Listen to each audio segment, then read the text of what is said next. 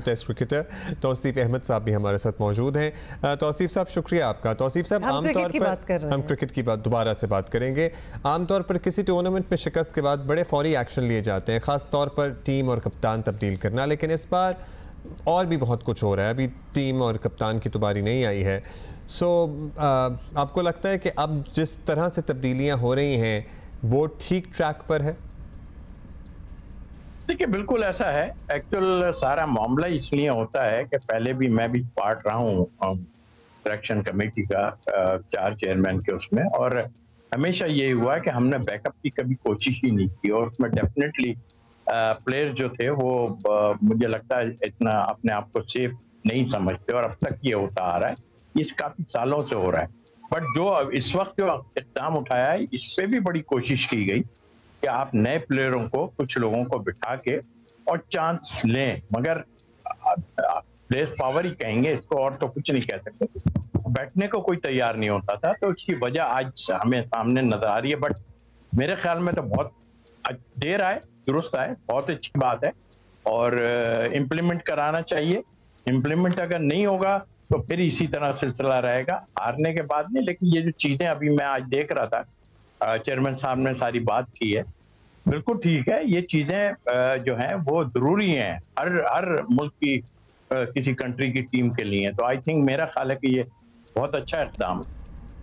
अच्छा, ये बताएं कि बोर्ड के जो फैसले हैं उन पर अमल दरामद कराने के लिए टीम मैनेजमेंट के साथ कोचेस का भी ऑब्वियसली एक किरदार होता है, तो क्या फॉरेन कोचेस से हम तवक्को कर सकते हैं कि वो सब खिलाड़ियों से मुकम्मल अमल दरामद करवा ले, या फिर कोई लोकल कोच होता तो बेहतर हो जाता? आपका क्या ओपिनियन है इस हवाले से?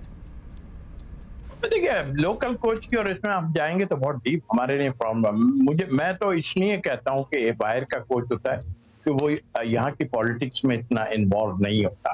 ठीक है, अपनी जबान वाला होना चाहिए, बट आपने देखा कि हमारे बिग प्लेयर्स बड़े जितने रहे हैं ना, उनकी प्रॉब्लम्स आपस में बहुत कुछ रही हैं। कई बार रखे भी गए, तो उसके बाद आप नतीजा देख लें।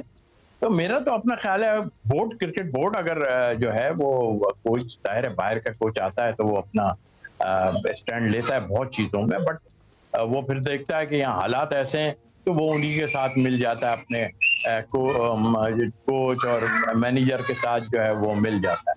तो आई थिंक मेरा ख्याल है ये एक प्रॉब्लम है, और जिसको मेरा ख्याल है कि ये अगर बोर्ड, क्रिकेट बोर्ड उसको जिस तरह के अभी डिसीजन ले रहे हैं, अगर इस तरह करेंगे और किसी की प्लेयर पावर हिम्मत नहीं होगी तो बिल्कुल कर सकते हैं।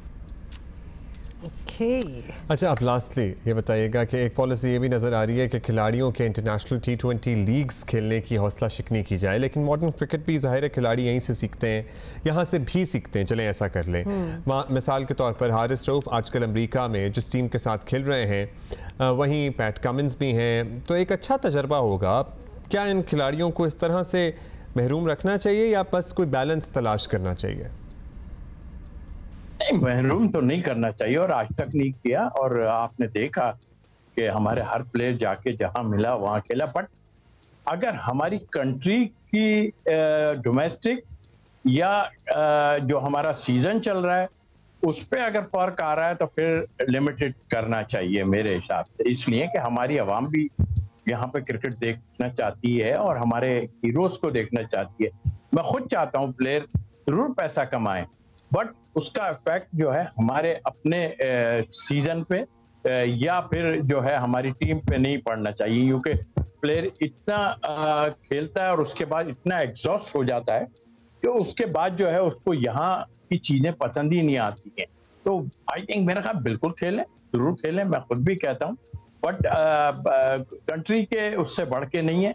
हमारा जब सीजन हो तो उसमें हमें जरूर प्लेयरों को खेलना चाहिए ताकि हमारे लोग देख सकें उसको, और इनके पैसे कमाने पे किसी को पाबंदी नहीं है। लेकिन बात वही है कि सारा जोर आप अगर उधर लगा देंगे तो फिर हम लोग जब यहाँ पे होगा तो फिर क्या होगा। तो मैं समझता हूँ कि बिल्कुल पाबंदी नहीं लगानी चाहिए, बट उस पर हमें फर्क नहीं आना चाहिए हमारी। बहुत शुक्रिया आपका तौसीफ साहब, thank you so much for your time.